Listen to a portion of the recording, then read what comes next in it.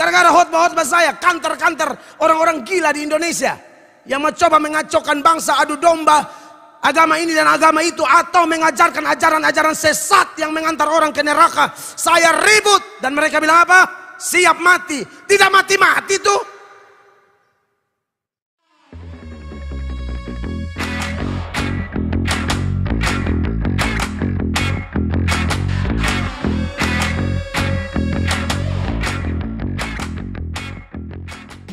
Satu, Mazmur Daud, Tuhan adalah gembalaku, takkan kekurangan aku. Bapak Ibu terkasih, silakan. Ia membaringkan aku di padang yang berumput hijau. Ia membimbing aku ke air yang tenang. Ia menyegarkan jiwaku. Ia menuntun aku di jalan yang benar oleh karena namanya. 4. Sekalipun aku berjalan dalam lembah kekelaman, aku tidak takut bahaya, sebab Engkau besertaku. Gadamu dan tongkatmu itulah yang menghibur aku. Engkau menyediakan hidangan bagiku di hadapan lawanku. Engkau mengurapi kepalaku dengan minyak. Pialaku penuh melimpah. 2, 3. Kebajikan dan kemurahan belaka akan mengikuti aku seumur hidupku. Dan aku akan diam dalam rumah Tuhan sepanjang masa. Dari Mazmur 23, 6 ayat ini, saya akan menyoroti satu tema yang menjadi berkat khusus buat kita semua, terkhusus buat Pak Max dan Kak Jesai, yaitu pengembalaan yang sempurna. Pengembalaan yang sempurna, saya percaya walaupun saya pendeta, tapi pengembalaan yang sempurna bukan dari seorang pendeta. Apalagi Bapak saksi atau orang tua, kita semua tidak sempurna.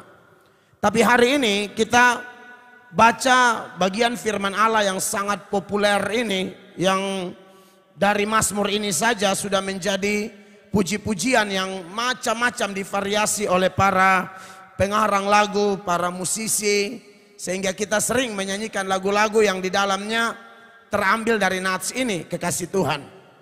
Nah, kalau kita belajar tentang Mazmur 23 ini, bahwa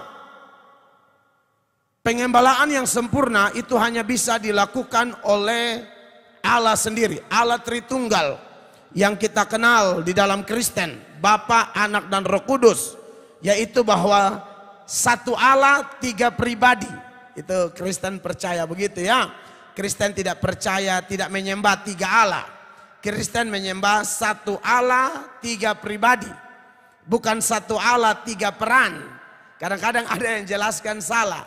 Satu Allah, 3 peran. Kadang-kadang dia jadi Bapa, kadang-kadang dia jadi Anak, kadang-kadang dia jadi Roh Kudus. Tidak demikian. Itu doktrin keliru. Itu namanya Sabellianisme atau modalisme yang mengajarkan bahwa Allah itu satu pribadi, 3 peran. Atau yang sekarang terkenal dengan oneness. Doktrin Kristen tidak demikian. Satu Allah, 3 pribadi. Dan 3 pribadi itu muncul bersamaan saat Yesus dibaptis. Ada Bapa, ada Yesus, ada Roh Kudus dalam rupa burung merpati. Ada Yesus di situ, ada suara Bapa yang berkata, inilah anakku yang kukasihi, kepadanya lah aku berkenan. Lalu Roh Kudus turun dalam rupa burung merpati. Kalau satu Allah, 3 peran, tidak bisa begitu. Mel Atok di gereja pendeta, di rumah kepala keluarga, saya di kampus dosen. Waktu saya ada di gereja, saya tidak ada di kampus. Tritunggal tidak begitu. Bapa di sorga, Yesus di bumi, Roh Kudus tuntun Yesus di padang gurun. Nah, itu eksklusif sekali. Dan itu bukan doktrin asal bunyi, saudara-saudara, tapi itu adalah akumulasi dari data-data yang menyoroti tentang adanya ketunggalan Allah dan adanya kejamakan tertentu pada diri Allah.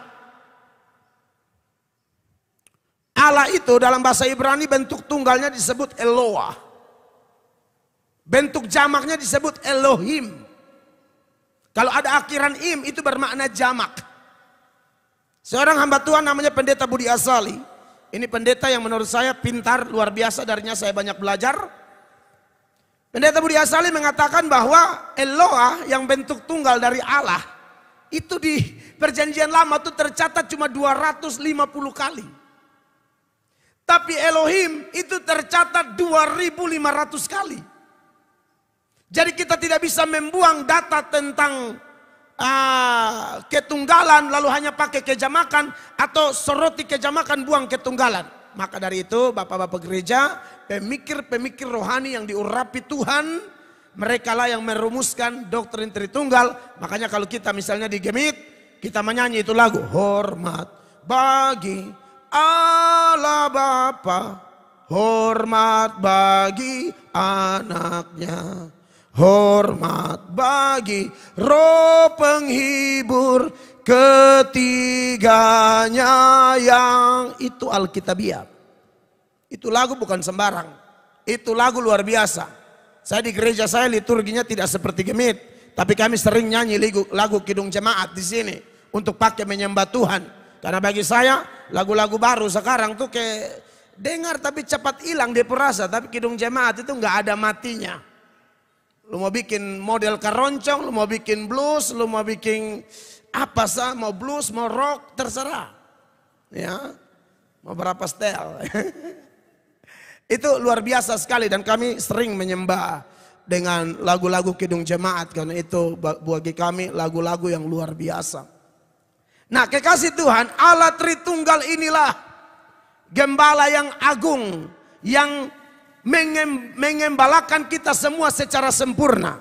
Teristimewa menggembalakan rumah tangga yang akan dibentuk, yaitu rumah tangga dari saudara Alvaris Max Hayer dan Jesai Talmai. Ya, Nyong Maluku dan Boru Batak. Dahsyat ya. Nyong Maluku dan Boru Batak nikah di Tanah Timur. Baik sende baik. Tanah Timur lebih baik, ya kan? Ya, nikah beda suku tidak dilarang di dalam Alkitab. Yang dilarang tuh nikah beda agama. Dengan agama lain kita toleransi, tapi secara sosial iman tidak bisa ditawar-tawar. Itu tidak bisa. Secara sosial, kalau ada kawan kita beda agama yang susah, yang ada di barisan depan yang harus bantu mereka, kita.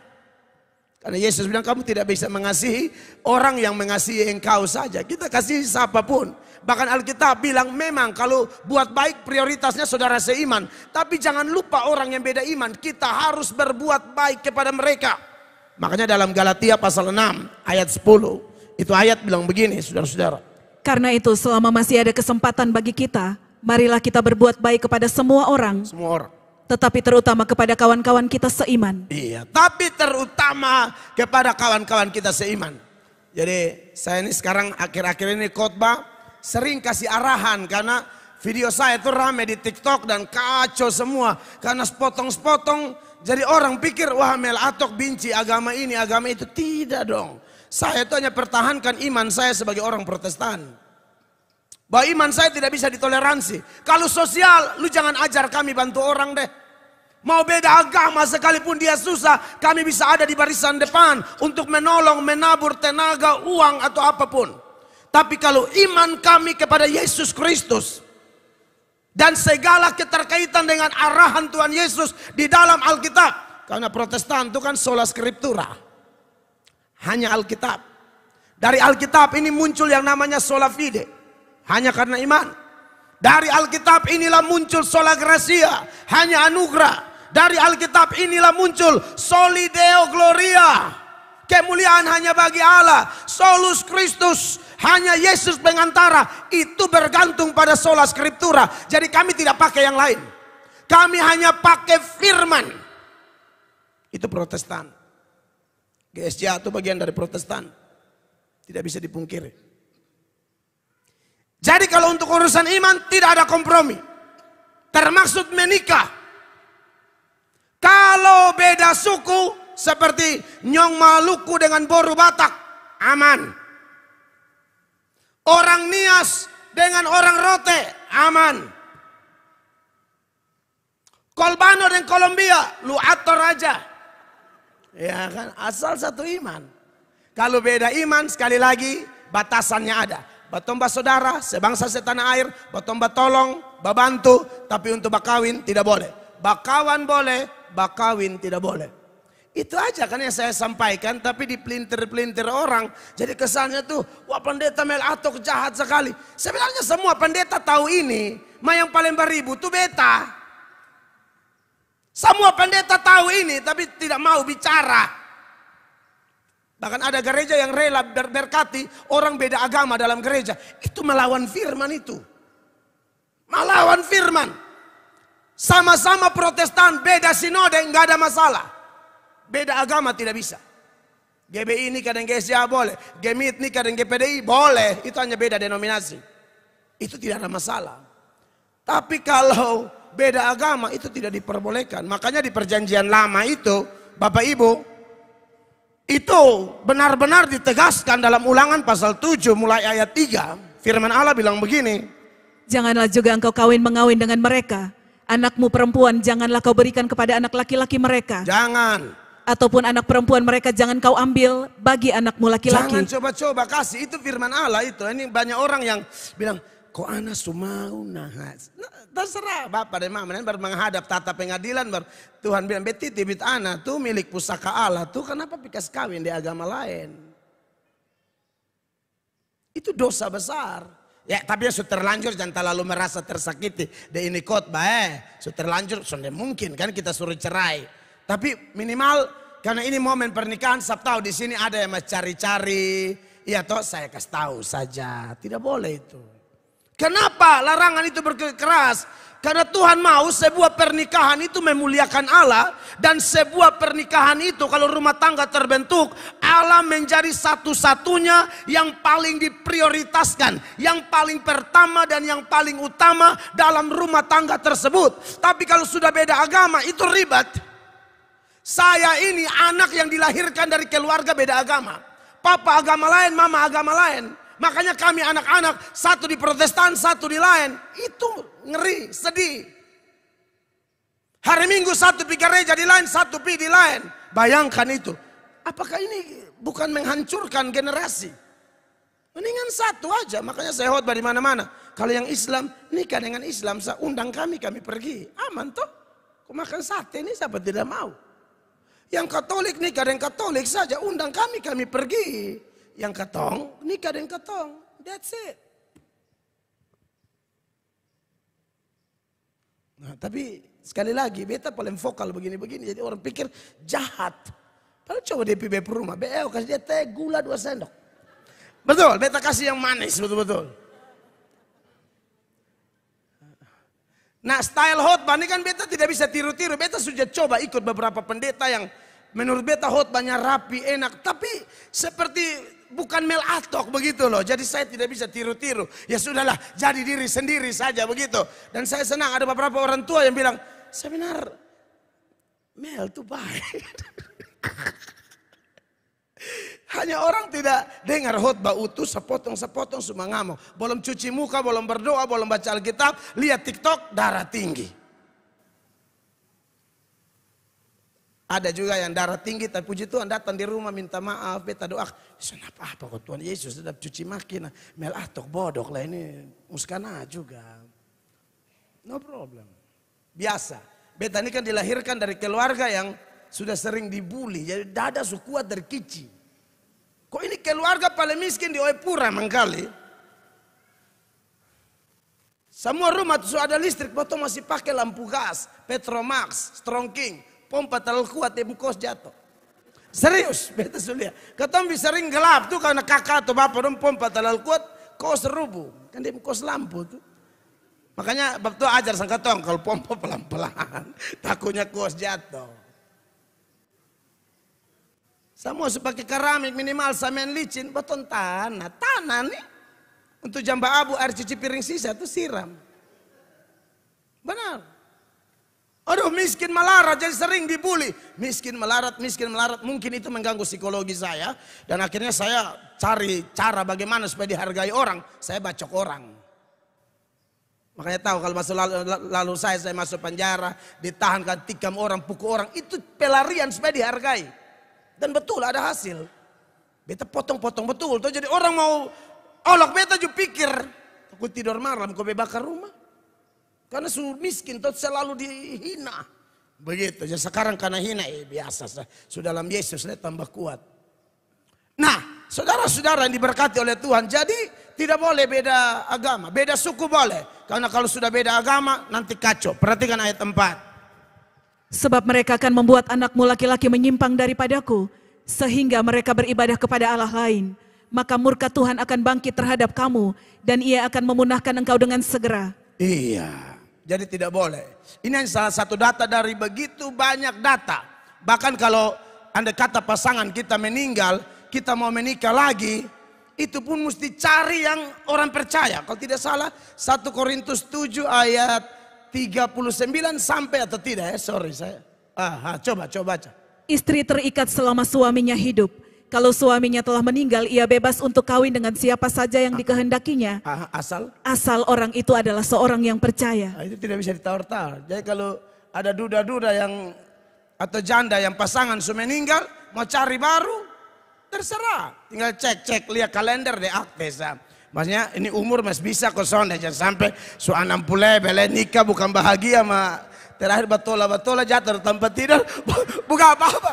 Beta pernah lihat bagi satu nenek itu bahu bangka karena paksa nikah karena dorong. Ini ayat bilang ya, kalau masih hidup terikat itu tidak bisa. Tapi kalau sudah meninggal bebas kawin dengan siapa saja. Artinya mau suku apa saja terserah. Asal orang percaya. Ya. Saya bergairah sekali kalau menikahkan orang-orang yang seperti itu. Senang sekali. Karena tidak mungkin orang beda agama bisa dinikahkan di gereja ini. Tidak bisa. Kecuali mereka sepakat menjadi satu iman. Karena kami, sekali lagi firman Allah di atas segala-galanya. Kami tidak, bukan kami ambil firman Allah lalu sesuaikan dengan kami pemau. Tapi kami yang sesuaikan segala sesuatu dengan firman Allah. Nah, sebagai orang yang beriman, saudara-saudara, dari Mazmur 23 ini, ada beberapa poin menarik seputaran pengembalaan yang sempurna yang harus dibawa ke dalam rumah tangga dari Pak Max dan Ibu. Yang pertama, bahwa ayat ini dimulai dengan Mazmur Daud. Mazmur Daud, karena Daud yang tulis Mazmur. Daud bukan satu-satunya pemazmur. Sekitar 5 atau 6 orang pemazmur. Daud itu hanya salah satu penulis Mazmur, kurang lebih 75 sampai 76 Mazmur saja. Ya. Tuhan adalah gembalaku. Yang pertama adalah bahwa pengembalaan Allah yang sempurna itu ditekankan dalam teks ini. Dia menggembalakan kita secara pribadi. Allah itu kalau kita belajar dalam kitab suci dikenal sebagai gembala yang menggembalakan satu bangsa besar. Dimulai dari bangsa Israel. Dia menuntun Israel keluar dari Mesir seperti gembala menggembalakan domba-dombanya. Di sisi lain ada pengembalaan Allah secara kolektif. Tapi di sisi lain menurut Mazmur pasal 23 ayat 1. Ketika Raja Daud berkata Tuhan adalah gembalaku. Itu artinya bahwa dia menggembalakan kita secara pribadi. Dia mengenal kita secara pribadi.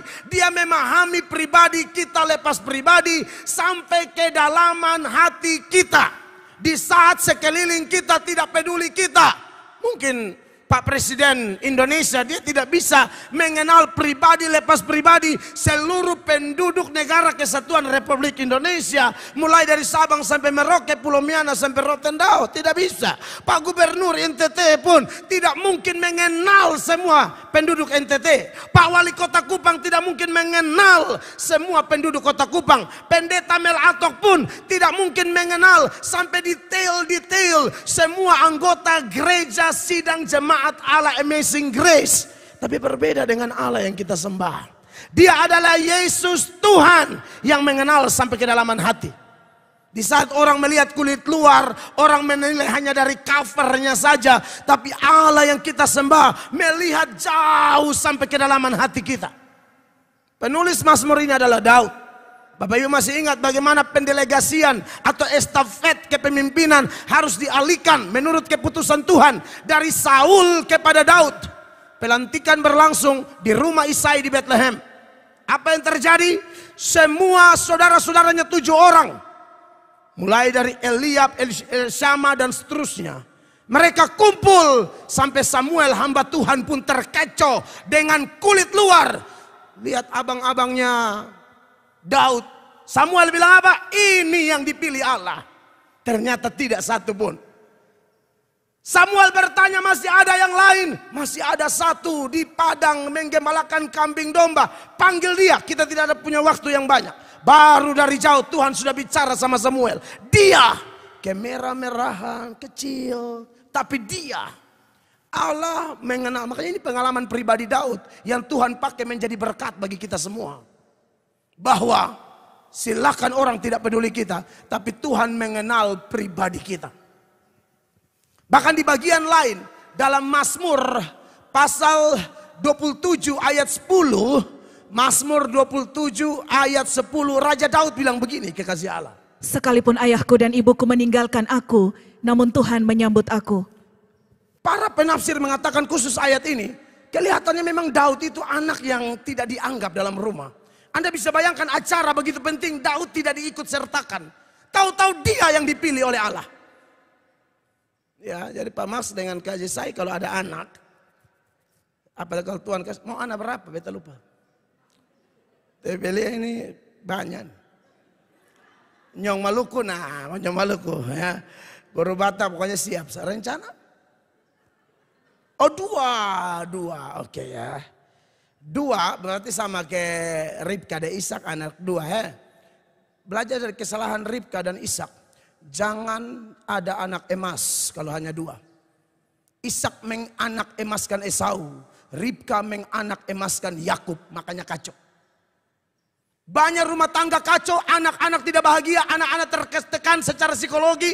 Kemudian pelariannya ke narkoba, kesenangan-kesenangan dunia. Kenapa? Orang tua pilih kasih. Dan Yakub sudah tahu itu, tidak belajar lagi. Dia punya anak banyak, yang dia paling sayang siapa? Yusuf. Akhirnya apa? Saudara-saudara yang lain hantam Yusuf. Yusuf dari jauh mereka bilang, wih datang pakai jubah indah. Anak-anak lain tidak dibeli jubah maha indah. Yusuf diberi jubah, dong bilang donder. Bala, orang Kupang bilang puku. Dapat pukul sampai hancur-hancur. Rencana bikin mati loh. Itu orang tua salah didik. Di depan anak, puji anak, yang satu hina anak yang lain. Lu ini tau kenapa kamu muka hitam sekali. Padahal mama nih hitam yang tiada dua. Ma omong sana lihat cermin, heran. Omong anak hitam cuma mama dari Korea bae. Cabang benak ju tetap. Heran. Suka-suka ngebully anak. Saya ini untung memang ada skenario Allah. Kalau tidak beta justru gila lama. Saya punya mama itu kalau maki saya ngeri. Kutuk serapa, mama bapak sama. Maklum orang tua tidak kenal Tuhan. Minta maaf, inilah beda agama. Jadi kacau. Tidak tahu mau pikir gereja di mana. Ibadah kelompok Katolik buat buka rumah. Ibadah Gemit Immanuel Epura buat buka rumah. Tetangga bila mau main jalangkung itu lebih terbuka lagi. Karena angka porkas dulu toh. Mau pasang angka kan orang susah nih kan. Mau yang cepat dapat doi kan porkas bilang. Kalau jalangkung tuh nanti bai datang spidol bagarak tulis ampa angka. Susanang nih pasang ampa angka. Bai prank katong. Bai prank salah semua. Padahal bukan bai, setan seperti itu ya. Bai tidak mungkin kembali. Atau opa tidak mungkin kembali. Nah saudara-saudara, Raja Daud itu kelihatannya tidak dihargai. Tetapi Anda lihat ayat ini. Sekalipun ayahku dan ibuku meninggalkan aku, namun Tuhan menyambut aku. Amin, Pak Max, Ibu. Kak Jesai, nanti keluarga mungkin ada di Medan, di Malang, keluarga di Maluku, tapi Pak Max juga keluarga di NTT banyak. Tetapi kalau sudah bangun rumah tangga sendiri, bergantunglah kepada Gembala Agung. Karena dia mengenal Anda berdua secara pribadi. Di saat Anda berdua menangis masalah ekonomi, proses rumah tangga, doa minta anak, tantangan pekerjaan, pelayanan ekonomi dan lain sebagainya. Percayalah Tuhan mengenal engkau berdua secara pribadi. Jangankan doamu, tetesan air matamu pun dia paham.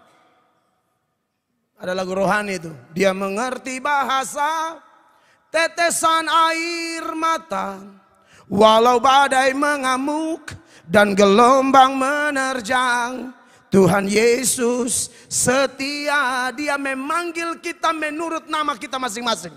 Bandingkan dengan Yohanes pasal 10 ayatnya yang ketiga, saudara-saudara.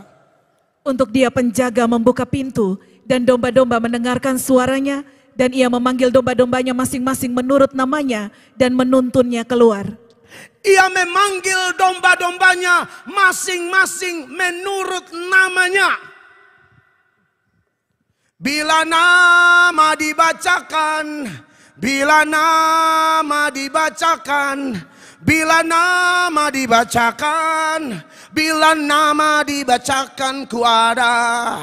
Itu lagu, ingat toh? Bila zaman ini lalu pada hari kiamat, bila sangkakala Allah terdengar, bila orang yang percaya berkeliling tahtanya, bila namaku dipanggil ku ada. Ini benar Alkitabiah. Mungkin orang tidak tahu nama kita siapa, sehingga orang suka panggil woi. Tapi Dia tidak akan panggil dombanya woi. Ini siapa, ada bohong beribut apa di belakang? Ada yang beribut, tolong tegur ya. Jangan, ini kita dengar firman. Firman ini penting ini. Nanti asbar kau tempat cerita di situ. Ibadah jangan bercerita.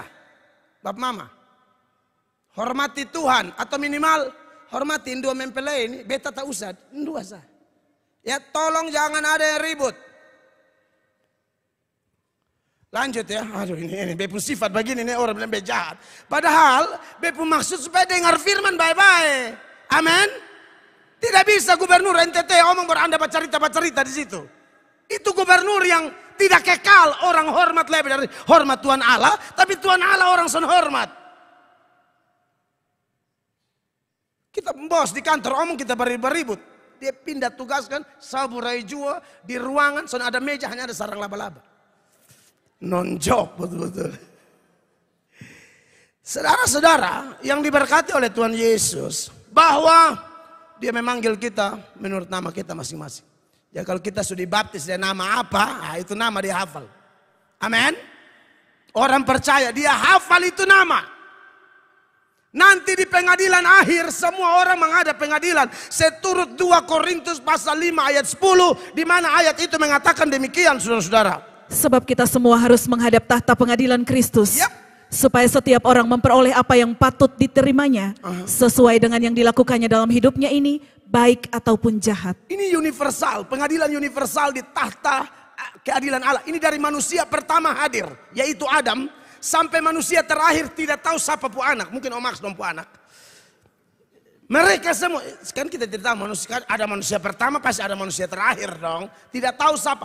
Pokoknya semua akan diadili. Dan itu dipanggil satu-satu. Saudara bayangkan. Pange, beta pernah melengkapkan Melkianus Atok. Aduh, pange Melkianus Atok berjalan di muka Adam, Elia, Henok, kan semua hadir. Itu malaikat-malaikat, Rafael, Mikael, Jibrail, Serafim semua baru pange satu-satu. Orang percaya menghadap tahtanya. Saudara, itu akan terjadi asal Anda percaya Yesus. Amin. Anda bayangkan jalan di muka Petrus, Paulus, Ruth. Yudas tidak ada ya. Ya saudara yang bakawan de Yudas, selamat tinggal. Atau model ke Yudas, cium di muka omong di belakang. Itu akan terjadi Bapak Mama terkasih. Anda bisa bayangkan secara psikologi, nama orang tuh kalau dipanggil dalam sebuah acara, sama kayak acara wisuda atau apa baru panggil nama tuh. Aduh kata melangkap itu, lalu gagah betul. Rasa senang sekali. Saya pernah di bandara Bali pun nama apa? Kalau ayat tapi udah sana hafal bakal bandara. Nah saudara-saudara. Di Ngurah Rai, beta tuh dijemput panitia gitu loh. Jujur ini beta tidak tahu dengan pengalaman Bapak Ibu, tapi secara umum kita manusia kalau nama dipanggil di calling di satu bandara besar, pendeta Melatok ditunggu di ruang informasi. Bisa ngajak lama aja dong, panggil tambal. Itu enak sekali. Beta kan senang kan, saudara bayangkan. Ini ayat bilang, dia panggil kita menurut nama kita masing-masing. Amin. Pertama dia panggil kita tinggalkan bumi ini. Jadi kita semua ini lagi tunggu panggilan. Amin, Bapak Mama. Lagi tunggu nomor antrian. Jangan takut. Kristen itu mati itu adalah pintu gerbang kehidupan. Karena Yesus bilang, akulah kebangkitan dan hidup. Barang siapa percaya kepadaku, dia akan hidup sekalipun dia sudah mati. Jadi jangan alasan bikin tuli-tuli diri. Tuhan panggil besok dengar. Oh tidak ada. Setuli apapun opa atau oma tetap tembus. Jangan alasan bilang, bisa dengar. Bapak mama yang diberkati oleh Tuhan Yesus. Jadi Pak Max dan Ibu jangan takut ya. Nanti ada saat di mana bergumul itu begini pesta, begini rame. Tapi ada saat di mana menderita setengah mati, ada masalah, ada proses. Telepon Bapak Saksi juga ada sakit mangkali atau ada istirahat. Handphone suka mati. Telepon Bapak Gembala mungkin ada atas pesawat sinyal mati. Datang pada dia. Karena dia mengenal Anda berdua secara pribadi. Amin. Jadi rumah tangga yang andalkan Tuhan sungguh-sungguh. Yang kedua. Bahwa dia menggembalakan kita semua terkhusus rumah tangga saudara kita berdua ini. Dia menggembalakan dengan mencukupkan segala kebutuhan kita. Makanya ini ayat dilanjutkan dengan apa? Tuhan adalah gembalaku, takkan kekurangan aku. Pak Max ini hamba Tuhan, betul-betul hamba Tuhan. Betul Pak Max ya? Di I3 Batu Malang itu pola didiknya luar biasa. Saya tidak sekolah di sana, tapi saya bermitra karena banyak pendeta-pendeta asal NTT yang di sana. Bahkan pendirinya orang NTT kan, Pak Octavianus, almarhum. Jadi saya tahu dari cerita-cerita itu pola didik pertama. Jadi hamba Tuhan, jauhkan dari pikiranmu, hidupmu bahwa melayani untuk uang. Betul Pak ya? Tidak ada motivasi uang, saya tahu. Pak Ponsius Takaliwang, itu satu orang tua pernah khotbah di Amazing Grace. Itu spesial pelayanan okultisme. Beliau itu dan senior-senior seangkatan beliau, bahkan semua anak didik di I3 Batu Malang, mendidik hal yang sama. Jangan dengan uang, jangan motivasi uang. Gembala kami, pendeta John Adu, juga mengajarkan hal yang sama. Waktu saya ditempatkan di sini, Pak John Adu bilang begini, Mel, siap pelayanan tidak ambil uang, siap apa?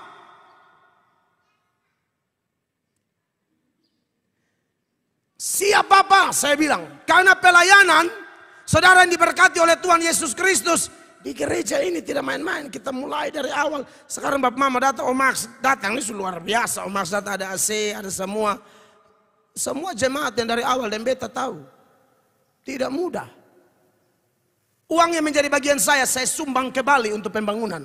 Karena saya punya mimpi besar akan ada gedung yang besar. Ini dimulai dari iman, kita bukan orang kaya. Tidak banyak orang kaya di gereja ini. Menengah ke bawah kebanyakan. Tapi menengah ke bawah yang sangat cinta Tuhan dan yakin bahwa orang yang mengandalkan Allah tidak akan dikecewakan. Ini miliaran rupiah ini gedung. Coba tanya pengusaha siapa yang ada kasih 1M, 2M. Tidak ada. Ini tukang sayur, polisi, PNS, honor di gereja. Dimulai dari mana? Saya tangkap didikan dari gembala senior saya. Jangan ambil uang, siap. Saya KKR, orang kasih 10 juta. Saya kasih semua di sini. Untuk pembangunan, untuk pemasangan plafon, keramik. Saya masuk tidak ada keramik, tidak ada plafon. Itu lampu dan tagantung sama ke pancing mania. Kayak orang pancing gargaheng di Pelabuhan Bolok. Tapi hidup dengan iman dan meyakini bahwa gembala yang kita sembah, dia tidak pernah berdusta. Dia berkata, Tuhan adalah gembalaku, takkan kekurangan aku. Tidak akan kurang orang yang mencari Tuhan. Tidak ada. Mazmur pasal 34 ayat 10 dan 11. Singa muda boleh merana kelaparan, tapi orang yang mencari Tuhan tidak akan kekurangan sesuatu yang baik. Perhatikan ayat ini. Takutlah akan Tuhan, hai orang-orangnya yang kudus, sebab tidak berkekurangan orang yang takut akan Dia. Yes. 11. Singa-singa muda merana kelaparan, tetapi orang-orang yang mencari Tuhan tidak kekurangan sesuatu pun yang baik. Tidak mungkin kekurangan sesuatu yang baik. Istri saya ASN. Pas mau nikah dengan saya, ada orang teman kenalan bilang, nikah dengan Mel Atok makan apa? Karena kita dua model sama Pak Max. Kita 2 sarjana teologi yang tidak digaji. Kita bukan melayani di organisasi-organisasi besar yang sudah jelas tiap bulan tanda tangan seperti PNS. Tidak kan? Organisasi ini kalau kau tidak melayani tidak hidup. Kau tidak bergantung kepada Allah, kau tidak hidup. Kau tidak mengandalkan Tuhan, ya kau tidak bisa diberkati. Saya jaminkan kepada pacar saya yang sekarang menjadi istri saya, kamu nikah dengan saya, kita pasti bahagia. Kak Jesai, beliau pernah omong atau tidak? Atau dia bilang, nanti kita lihat saja. Seharusnya kalau dia omong begitu, ibu kasih tahu saya suruh dia nikah. Wah, itu sama kayak konjak otobiso nah, kenek di kantor di terminal wali kota, dia bilang, soe. Kita senai sampai soe, sampai sapa dia lompat baru dia bilang, selamat. Dia tidak tahu di mana. Dia tidak ke soe. Kita bukan begitu. Kita beriman, dan definisi iman adalah dasar dari segala sesuatu yang kita harapkan dan bukti dari segala sesuatu yang tidak kita lihat. Yesus berkata apa? Lebih berbahagia engkau yang tidak melihat namun percaya. Paulus berkata, kami hidup bukan karena melihat, kami hidup karena percaya. Harus percaya, dia Allah yang kaya. Dia menjadikan langit dan bumi dari tidak ada menjadi ada. Apalagi cuma kecukupan rumah tangga. Tidak ada yang mustahil. Kak Jesai, jangan takut. Bersama Pak Max yang mengandalkan Yesus ini, Anda bahagia. Amin. Harus amin. Saya tahu siapa Pak Max Hayar. Kita teman sulama. Ini hamba Tuhan, jangan takut. Saya hamba Tuhan, jadi saya tahu mulai dari nol itu kayak apa. Sudah motor pinjam orang mulai jatuh 2 kali. Saya sudah rasa itu. Ya kalau sekarang saya pakai mobil Fortuner itu karena saya tahu siapa Allah yang saya sembah. Dulu pinjam motor. Kadang ada orang yang bukan anak Tuhan sih, motor saya pinjam di muka pembangka. Dia masih ingat dia sama Jakarta. Tapi kalau Yesus sampai bantu, haleluya. Saya sudah rasa hidup andalkan Allah, Pak. Ngeri, dahsyat. Dulu hanya melayani jalan kaki, naik ferry kiri kanan, sekarang terbang ke Amerika, terbang ke Israel. Itu bukan karena apa-apa, Tuhan yang aku sembah dahsyat. Amin. Dia sanggup menjawab kita lebih dari yang kita minta dan kita pikirkan. Pernah baca Efesus pasal 3 ayat 20, itu ayat bilang apa, saudara-saudara? Bagi dialah yang dapat melakukan jauh lebih banyak daripada yang kita doakan atau pikirkan. Amin. Seperti yang ternyata dari kuasa yang bekerja di dalam kita. Kita hanya bilang Tuhan cukup satu, bete atur lu. Kalau bepoa nih orang Kuba, bepoa lu tahan terontong. Sama ke Petrus toh. Tuhan pakai di perahu jadi mimbar, omong-omong tuh dia bilang bertolak ke dalam, tebarkan jala ke kanan. Helapi berkat banyak, padahal semalam-malaman cari ikan tidak dapat. Itulah orang yang andalkan Tuhan. Orang yang cari Tuhan. Jadi jangan takut Pak. Kamu tidak akan kekurangan. Ibu, kamu tidak akan kekurangan. Tuhan kita sungguh-sungguh setia pada janjinya. Dia bilang apa? Siapa yang mencari dahulu kerajaan Allah dan kebenarannya. Semuanya. Maksudnya kecukupan-kecukupan itu. Makan minum pakai dia tambahkan kepadamu. Yang ketiga. Tenang, cepat-cepat saja. Dia bukan hanya mencukupkan, masih kedua. Dia bukan hanya mencukupkan kebutuhan jasmani, tapi rohani kita juga. Makanya di ayatnya yang kedua, ia membaringkan aku di padang yang berumput hijau. Ia membimbing aku ke air yang tenang. Rumput hijau dan air tenang itu kebutuhan domba. Allah tidak menjawab keinginan, tapi Allah mengabulkan kebutuhan. Amin. Ibu jadi istri yang baik ya. Saya lihat banyak rumah tangga itu suami serangan jantung cepat karena begini. Istrinya tuntutannya ngeri. Tapi saya lihat Kak Jesai ini, saya berdoa, saya berharap Anda istri yang baik. Bukan seperti istri Ayub yang suami susah mengamuk. Bilang, lah lu mati sah. Jangan kakak sentuh jalan pulang. Lebih diem. Nah. Maksud saya jadi istri itu penolong bukan perongrong. Amin. Istri itu penolong, laki lagi lemah kasih kuat. Papa doa. Jangan laki lagi lemah bilang papa. Kalau papa bisa mati. Saya kok depan bapak gembala kan masuk ada otot gereja nanti alat-alat dan bawa kata ibadah. Saya kok kubur su. Banyak istri itu banyak laki itu saya lihat stres. Suka duduk tengah di pangkalan ojek, main catur, langkah kuda, lambat sekali. Itu bukan karena dia sentuh main catur, dia ada buntiana di rumah. Itu masalah. Itu masalah, itu masalah. Ibu-ibu yang di sini ini beli dari cara ketawa nih, ibu-ibu baik semua ya, bukan ibu-ibu yang kita bahas. Iya, banyak saya lihat tidak diberkati. Ya, jangan takut. Tuhan jawab kebutuhan. Kalau uang masih bisa naik motor saja dulu. Jangan paksa naik oto kok. Iya, tuh slow, santai. Iko sebab tua pun giring kemana, ikut saja. Jalannya dan jalan kita, jalan Tuhan lebih tinggi. Jadi jangan lebih sok tahu. Yang berikut, kebutuhan rohani kita. Dia bilang begini, ayat 3. Ia menyegarkan jiwaku. Ia menuntun aku di jalan yang benar oleh karena namanya. Bukan hanya kebutuhan jasmani, jiwa juga. Terjemahan NIV dia bilang, He restores my soul. Dia memulihkan jiwaku. Jadi kalau ada masalah, ada ini, ada itu, datang di hadirat Tuhan. Ya, datang pertama di Tuhan. Jangan terlalu telepon manusia dulu, tunggu dulu Tuhan. Ya, ibu ya, hadirat Tuhan. Ada pendeta, ada bapak saksi. Kalau bisa bapak saksi dulu. Nanti baru pendeta berikut. Tapi yang terutama masuk hadirat Tuhan.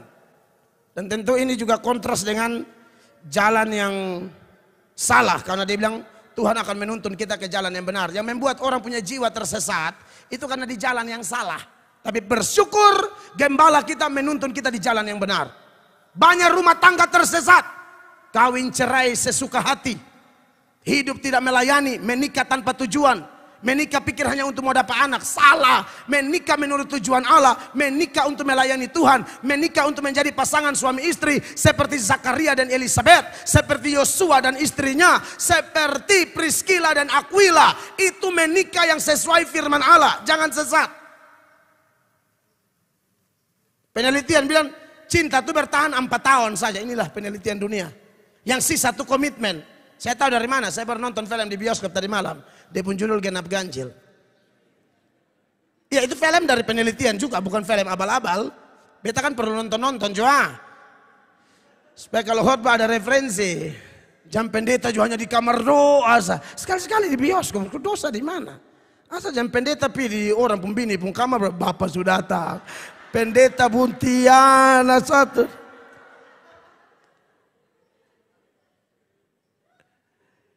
Ya, sekarang banyak ajaran sesat. Lihat aja di mana-mana. Kemarin KKR di Polda tuh bikin mitra kita Sinode Gemit pusing tuh. Sampai kasih keluar surat edaran kiri kanan. Lihat seorang baptis, orang langsung di lapangan Polda. Bayangkan saja. Mengerikan. Saya pun sebagai pendeta karismatik tidak setuju. Karena di NTT ini kita beroikumene. Kita tidak sembarang-sembarang. Kita hargai organisasi lain. Kita bermitra. Ya, makanya kadang-kadang kita omong begitu bilang sok paling benar. Tidak, yang benar itu firman. Kalau manusia tidak benar dong. Kita semua bergumul dengan karakter kita. Tapi firman yang benar. Jangan omong firman lu tersinggung baru lu sarang beta. Lu kalau mau sarang yang punya firman. Yang punya firman Tuhan Allah bukan saya. Berikut. Ia akan mengembalakan kita Pak Max dan Ibu dalam keadaan kita ada di tengah-tengah kesesakan. Ayat 1, 2, dan 3. Wah mantap semua. Tuhan gembalaku, takkan kekurangan aku. Rumput hijau, air tenang. He restores my soul. Ia memulihkan jiwaku. Tapi masuk ayat 4. Ada sebutan lembah kekelaman. Inilah Tuhan yang kita sembah. Dia tidak pernah menina bobokan kita. Tidak ada yang namanya rumah tangga. Itu hanya rumput hijau, air tenang, takkan kekurangan. Rumah-rumah tangga semua tanpa kecuali. Yang sudah menjalani, yang sedang menjalani, maupun yang akan menjalani. Bapak dan Ibu akan merasakan bukan hanya rumput hijau dan air tenang. Tapi ada lembah kekelaman. Tapi good news buat Anda berdua. Sekalipun dalam lembah kekelaman, gembalamu tidak berhenti menggembalakan, menuntun, menyertai engkau. Makanya ayat 4 dan 5, perhatikan ini ayat. Sekalipun aku berjalan dalam lembah kekelaman, aku tidak takut bahaya. Tidak takut. Sebab engkau besertaku. Amin. Gadamu dan tongkatmu itulah yang menghibur aku. Yes. Saudara-saudara, lembah kekelaman, apakah Daud lari terkencing-kencing? Tidak. Ini ayat bilang, aku berjalan. Bandingkan dengan Amsal 28 ayat 1. Orang fasik tidak ada yang kejar aja dia lari. Lihat ini ayat. Orang fasik lari walaupun tidak ada yang mengejarnya. Tetapi orang benar merasa aman seperti singa muda. Orang fasik begitu. Sakit sedikit. Mengkali itu satu suanggi. Dia kan suangi anggota DPR RI ya. Kenapa yang anggota dapur nih? DPR mah dapur. Tapi dia hantam sapa kok Pak Herman Heri kok sapa kok. Hantam sang katong yang hanya ulik tarasi yang Lombok bawa besar. Tidak, ini hidup terlalu ketakutan. Ada apa-apa sedikit, aduh.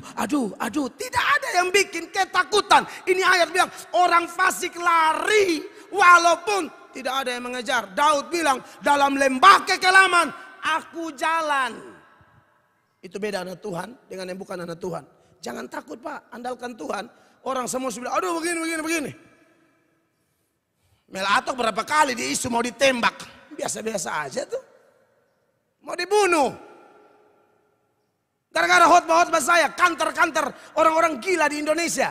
Yang mencoba mengacaukan bangsa, adu domba agama ini dan agama itu. Atau mengajarkan ajaran-ajaran sesat yang mengantar orang ke neraka. Saya ribut dan mereka bilang apa? Siap mati. Tidak mati-mati tuh. Tidak ada istilah lari terkencing-kencing. Aku berjalan. Bahkan ayat 5 bilang ada lawan. Ayat 5, perhatikan ayat 5 dari Mazmur 23. Engkau menyediakan hidangan bagiku di hadapan lawanku. Kata lawan di sini dia pakai kata Inggris enemies. Jamak Pak. Lawan anak Tuhan itu bukan sedikit, banyak Pak. Kita mau hidup cari aman tidak bisa. Anak Tuhan itu tidak bisa. Yesus bilang seorang hamba tidak lebih dari Tuhan. Aku alami apa kau alami itu. Hanya hamba Tuhan pengecut yang cari aman. Pak Max jadi hamba Tuhan jangan cari aman Pak. Tidak boleh Pak. Apalagi Pak melayani dengan saya marah Pak. Tidak boleh jadi hamba Tuhan cari aman. Takut omong kebenaran. Takut teriakan kebenaran. Jadi dong kayak Elia. Jadi dong kayak Yohanes Pembaptis. Bahkan Tuhan Yesus sendiri. Tuhan Yesus bilang Herodes apa? Kasih tahu itu serigala. Dia tidak bisa buat apa-apa sama saya. Itu hamba Tuhan. Ya Bapak Ibu terkasih ya. Khusus kedua hamba Tuhan ini. Kan dua-dua melayani Tuhan. Jadi harus mantap ya. Yang terakhir. Benar-benar terakhir. Yang keenam. Ayat 6 bilang apa? Kebajikan dan kemurahan belaka akan mengikuti aku seumur hidupku. Dia menggembalakan kita dengan penuh kesetiaan. Ya, seumur hidup. Dan aku akan diam dalam rumah Tuhan sepanjang masa. Seumur hidup bicara selama kita hidup. Dari lahir sampai mati dia tidak akan tinggalkan kita. Sepanjang masa bicara tentang kekekalan. Dia setia bukan hanya kita punya rumah tangga jalan. Dari hidup lahir sampai mati bukan. Tembus sampai kekekalan. Kita harus menjadi anak-anak Tuhan. Yang menghargai pengembalaan ini dan tiru dia. Kalau dia gembala secara pribadi, Pak dan Ibu harus punya hubungan pribadi. Pak mau tahu rahasia suami istri sehati? Doa sama-sama tiap hari, mantap. Jangan istri saya doa berlaki jalan kali omong politik, sana ada hasil, nol. Bilang kerja kasih orang jadi santoy sandia. Sampai bini sindir, Bapak son telepon itu satu. Karena laki bini ajak doa, ajak ibadah kaum bapak, ajak ibadah rayon, san mau bilang, ini bab tua sudah tadi ada mau sosialisasi. Bab tua jadi, bapak dapat nol keboak. Makanya bini sindir, pilih. Hubungan pribadi sama Tuhan Pak. Pak hamba Tuhan toh Pak tahu toh. Khotbah itu ngomong tentang Allah. Doa itu ngomong dengan Allah. Baca Alkitab itu Allah ngomong dengan kita. Saya tidak mungkin ngomong tentang Pak kalau kita dua tidak pernah saling ngomong. Jangan pernah khotbah kalau jarang berdoa. Itu omong kosong, penipu. Ya Pak ya, Ibu ya, dukung suami ya, di hamba Tuhan ya. Lalu, karena dia mencukupkan, jadi harus memiliki rasa puas. Ya, suami dapat uang berapa bersyukur ya. Jangan tuntut. Suami juga, beson kenal Pak Max sampai di sini mah, biasanya pesan saya, jangan kakeek. Pak ya, jadi suami jangan terlalu kakek ju. Istri minta bilang, ingat Bapak Gembala bilang cukupkan. Padahal uang ada. Beli kok bini jangan kelihatan ke ibu-ibu posyandu yang jangan coba atur bikin bini senang. Amin. Banyak laki itu kakek tiada dua kanik oebelo pun to kandung. Kata jangan terlalu kakek dan bini juga, dia juga mau baju baru. Saya sebenarnya omong karena banyak laki itu yang wih dia kalau suka ya bini sama ke sekam ditiup angin. Terus, maksudnya kayak antara kayak hidup terhidup, mati termati. Ada ibu-ibu yang alami begitu, selama sepindah dia masih keren. Jangan. Tak usah, sudah. Tidak, saya suka kritik begitu-begitu. Beberapa laki itu gayanya kayak orang hebat di Facebook, omong politik kayak hebat-hebat. Padahal bini tertekan. Kasih doi belanja, mau makan daging maka ayam hanya kasih 50.000. Ayam gila saya 50.000. Oh, mau makan mus enak, mus bale bumbu, mus kete enak. Padis. Gocap doang. Ya elah gocap minta makan enak, marungga. Masa 50.000 baru minta enak, heran Muhammad. Serius beta omong nih beta kenal. Di mana? Tahu saya tahu pokoknya ada teh. Saudara pemulung di pesan pasar. Sama antar suhal. Harus puas ibu ya. Puas dengan suamimu, puas dengan istrimu. Amin. Saudara tahu Kak Jesai ini tidak pernah pacaran. Ini orang komitmen kuat. Om Max nih Ju. Hanya Tuhan yang tahu ya. Dia juga tidak pernah sekali masih mau serius jadi. Karena Pak Max bilang hamba Tuhan, jadi kok hamba Tuhan ini makan apa. Tapi waktu Kak Jesai bilang kita jalan. Jadi Pak Max terhitung jarang. Hanya sekali dan itu serius, menikah tidak jadi. Ketemu Kak Jesai yang tidak pernah ada cowok. Aduh ini keren. Begitu dong Kak. Jadi dapat ini memang paket dahsyat. Amin. Haleluya. Sampai mana tadi ya? Wah semua habis. Asini kan foto resepsi. Itu kau mana-mana. Kau saudara bukan jalan pi hotel. Kau tinggal balein barang. Juga dulu bercerita makan. Bacium, berfoto. Beres. Hot balik lama lebay sebenarnya. Sebenarnya tunggu-tunggu yang baru datang. Dan sampai sehot pada poin awal. Biar es nonton ulang sah. Tunggu sandang baru penuh dia jam begini. Sampai putar di poin terakhir. Jangan besan putar lah. Ya jadi puas dengan pasangan hidup. Jangan ada perempuan, Pak Max, pendeta, ikut Pamel atau penggaya. Jangan konseling perempuan sendiri-sendiri. Banyak pendeta begitu. Lihat oma-oma disantanya beban. Maka janda yang kuteks merah, kuning, hijau di langit yang biru itu dia tanya, ibu ada masalah? Iblis. Pendeta sekarang begitu dulu ya kalau kayak contoh janda bagus badak Oriflame itu tanya, yang FIFA nomor 4 tuh.